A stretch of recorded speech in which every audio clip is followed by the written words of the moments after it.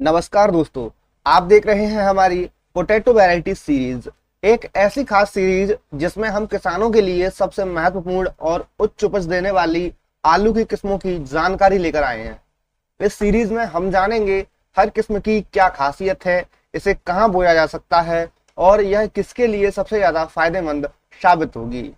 तो जैसा कि दोस्तों हमने पिछले एपिसोड में बात की थी कुफरी सिंदूरी नामक वैरायटी की, और आज इस दूसरे एपिसोड में हम चर्चा करेंगे कुफरी चंद्रमुखी के बारे में, जो भारत की सबसे लोकप्रिय और सबसे ज्यादा बोई जाने वाली अर्ली मैच्योरिंग वैरायटी है। तो आइए जानते हैं कुफरी चंद्रमुखी की पूरी जानकारी। इसकी पहचान क्या है, इसकी खासियत क्या है और कैसे यह किसानों के लिए बेनिफिशियल रह सकती है। तो दोस्तों, कुफरी चंद्रमुखी का इतिहास और इसकी पहचान हम सबसे पहले जान लेते हैं। तो कुफरी चंद्रमुखी को CPRI शिमला ने 1968 में विकसित किया था। यह भारत की पहली अर्ली मैच्योरिंग कमर्शियल वैरायटी मानी जाती है। इसके कंद सफेद छिलके वाले होते हैं, गोल चपटे आकार के होते हैं और सफेद गूदे वाले होते हैं। पहचान की अगर बात करें, जल्दी पकने वाली यह किस्म है। इसका छिलका पतला होता है, टेबल पर्पस के लिए यह आइडियल मानी जाती है। बात करें इसकी बुवाई के समय की, तो मैदानी क्षेत्रों में जैसे कि यूपी, बिहार, पंजाब, हरियाणा, मध्य प्रदेश जैसे राज्यों में यदि आप इसे लगाना चाहते हैं तो 15 अक्टूबर से लेकर 15 नवंबर तक आप इसकी बुवाई कर सकते हैं। पहाड़ी क्षेत्रों में अगर आप इसकी बुवाई करना चाहते हैं जैसे कि हिमाचल प्रदेश, उत्तराखंड, जम्मू कश्मीर, तो मार्च से मई के महीने में आप इसमें इसकी जो बुवाई है वह कर सकते हैं।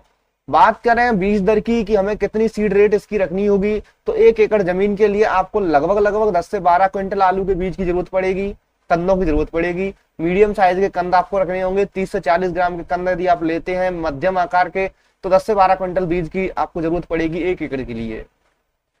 दूरी की बात करें तो आपको यहाँ कतार से कतार की दूरी जो है वह 60 सेंटीमीटर रखनी पड़ेगी और पौधे से पौधे की दूरी 15 से 20 सेंटीमीटर रखनी पड़ेगी।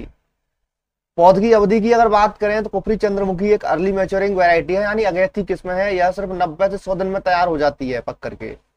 सामान्य खेती में यदि आप इसे करते हैं सामान्य तरीके से, तो आप 250 से 300 क्विंटल प्रति हेक्टेयर का उत्पादन इससे ले सकते हैं। लेकिन आप इसे वैज्ञानिक तरीके से प्रबंधन करके करते हैं तो आप इसे 350 क्विंटल प्रति हेक्टेयर का भी उत्पादन ले सकते हैं।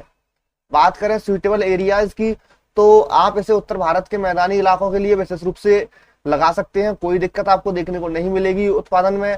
पंजाब, हरियाणा, उत्तर प्रदेश, बिहार और मध्य प्रदेश में इसे बड़े पैमाने पर लगाया जाता है। खासियतों की अगर बात करें तो खासियत इसकी है कि ये जल्दी तैयार होने वाली किस्म है। 90 से 100 दिन में पक करके तैयार हो जाती है। सफेद छिलका और सफेद गूदा है इसका, टेबल पर्पज के लिए आइडियल मानी जाती है। जल्दी मार्केट में पहुंचने से अच्छे दाम आपको इसके मिल जाते हैं। अच्छी पैदावार और किसानों में सबसे लोकप्रिय किस्म है चंद्रमुखी। कमियों की बात करें तो यह लेट ब्लाइट रोग के प्रति संवेदनशील है। यह रोग इसे बहुत आसानी से ग्रसित कर देता है। स्टोरेज क्षमता कम है इसकी, लंबे समय तक आप इसका भंडारण जो है नहीं कर सकते हैं। लंबे समय तक भंडारण करने के लिए आप इसको प्रॉपर कोल्ड स्टोरेज में आपको रखना पड़ेगा, खुले में इसको नहीं छोड़ सकते हैं।